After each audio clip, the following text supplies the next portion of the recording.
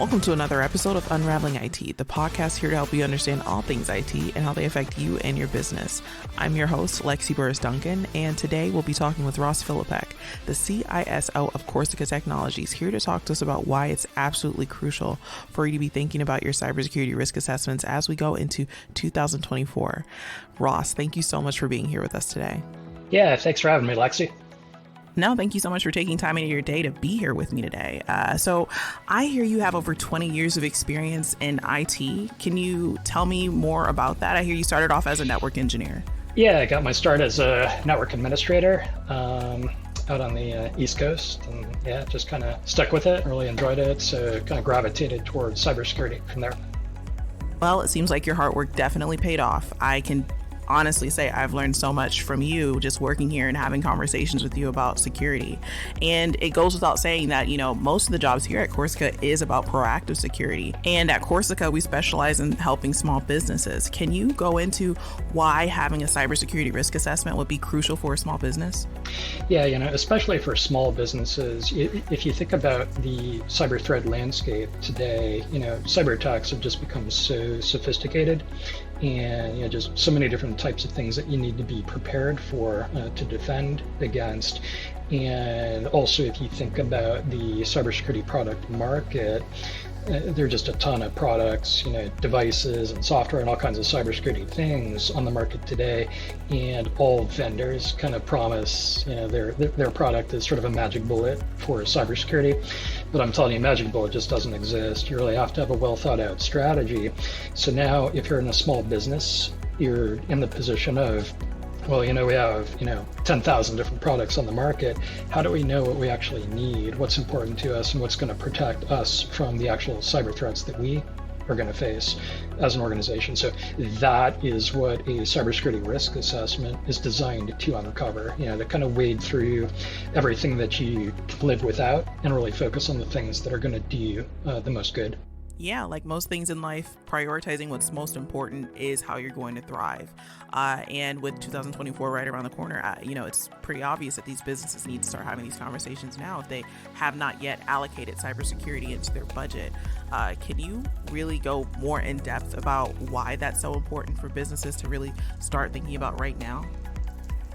Yeah, absolutely. As far as it relates to cybersecurity, like it or not, most cybersecurity initiatives that you undertake are going to cause you to incur some type of expense that maybe you weren't incurring before. So there might be new products that you need to go out and purchase, or you might need to hire somebody to come in and adjust configurations, or do whatever it takes, not just from a technical perspective, but administrative or procedural type controls as well, to mitigate the risks that are uncovered during that assessment. So at the end of the day, moving forward, probably is going to cost a little bit of money, but if you can spend it wisely and just make sure that any initiatives that you're undertaking are actually something that's going to do you some good at the end of the day, that's really the critical factor.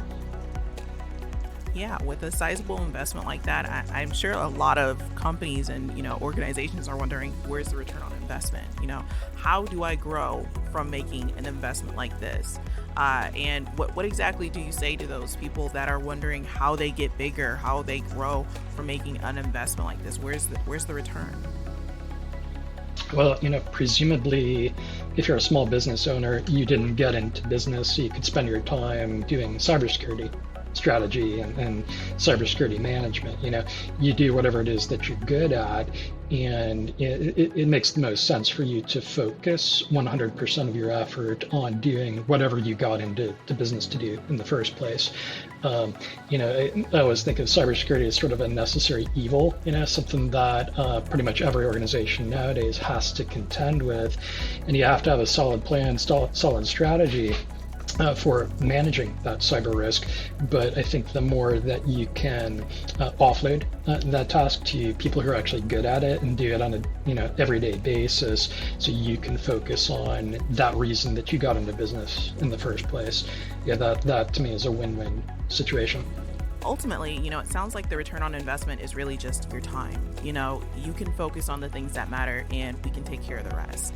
And, you can do what you are good at, and, all the things that, you probably need a little bit more help with, the things that you don't see. That's what cybersecurity monitoring is for. So Ross, in a perfect world, let's say, this company has, agreed to do the cybersecurity risk assessment. We've done all our work, we've given them our recommendations. What exactly do they and other small businesses have to look forward to in 2024 as technology constantly progresses? AI, zero-click vulnerabilities. What exactly are these companies, signing up for in 2024 with cybersecurity? Yeah, I mean, that kind of gets back to what I said at the beginning of the conversation. It's just the cyber threat landscape today is just so sophisticated. Just so many new and innovative ways that cyber criminals have figured out how to breach environments. But I'll tell you, more often than not, cyber criminals are actually attacking people rather than devices. So, I'm sure you're aware of what phishing is and essentially how that works. Phishing still is far and away the most frequently used technique that attackers will make use of to try to compromise an environment. Because, if I'm an attacker, I don't want to spend, a week or a month or whatever it takes to hack my way in through one of your devices.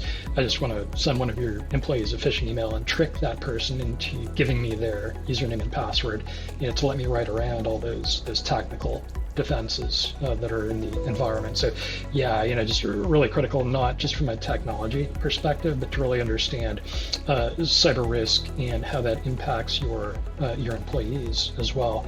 Make sure they stay up to date with their security awareness and make sure they're not indiscriminately, clicking everything that somebody sends to them. I mean, that's every bit as important as the technical stuff.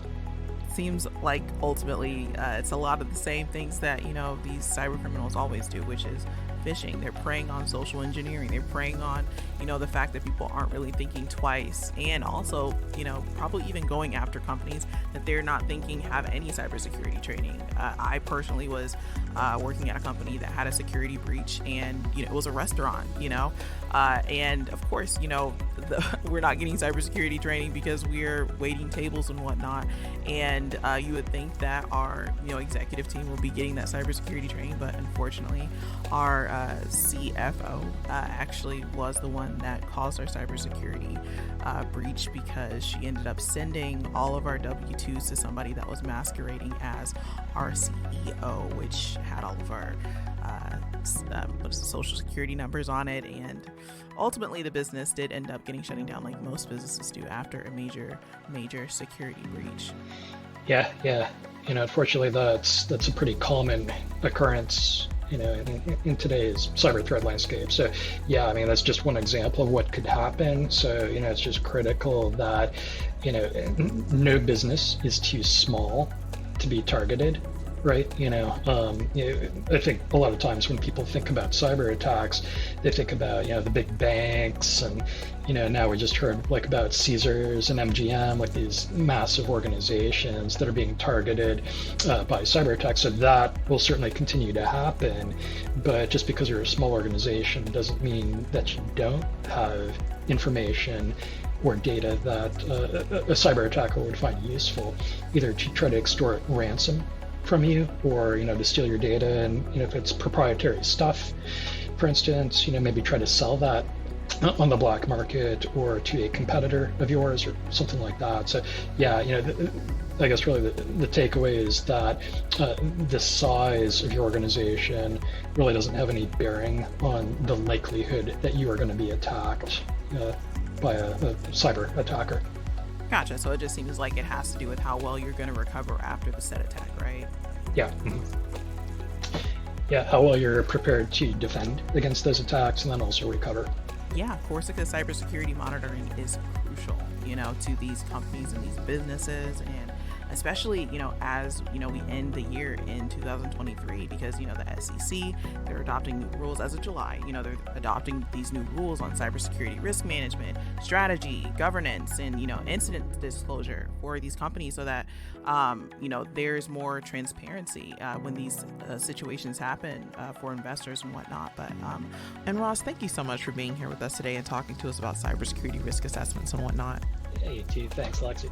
With that being said, that wraps up another episode of Unraveling IT. Today, we learned about why those cybersecurity risk assessments are crucial as we go into 2024 for growth, scalability, and why cyber criminals are going to be up to the same old tricks, just a little bit different. Thank you so much for listening. I'm your host, Lexi Burris Duncan, and this has been Unraveling IT.